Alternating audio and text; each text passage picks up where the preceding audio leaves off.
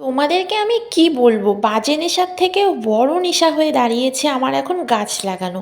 তো ছেলেকে সকালে খাওয়ানোর পর আমরা বেরিয়ে পড়লাম নার্সারিতে। আজ আমি প্রায় 21টা টবে গাছ লাগিয়েছি, আর বেশ ভালোই লাগো গাছ লাগাতে। কিন্তু গাছ লাগাতে ভালো লাগে, তবে আমার টাইম হয় না ছেলের জন্য, ছেলে ছোট।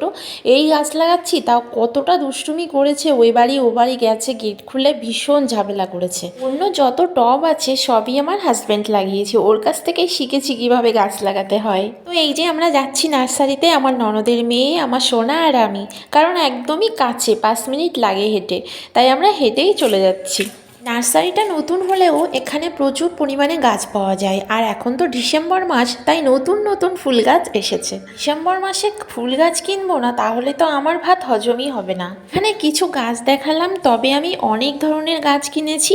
পরে একদিন পুরো ফুলের ভিডিওটা দেখাবো যে কোথায় কোন গাছগুলো লাগিয়েছি। আর এই সব কাজ সামলে যখন টব নিয়ে আসি, তারপরে ফুল গাছ আনতে যাই নার্সারিতে, আবার লাগানো অনেকটাই কষ্টের ব্যাপার। কিন্তু যখন একটা ফুল ফোটে তখন কিন্তু মনটা আনন্দে ভরে ওঠে। আর আমাদের বাড়ির যত টব আছে সবই আমি হাবড়া থেকে নিয়ে আসি। আর এই যে ঘর থেকে আমার সোনা আমাকে হেল্প করছে টব এনে। আমি কিছু টব লাগানো হয়ে গেছে, আর কিছু টব এই যে বাকি আছে।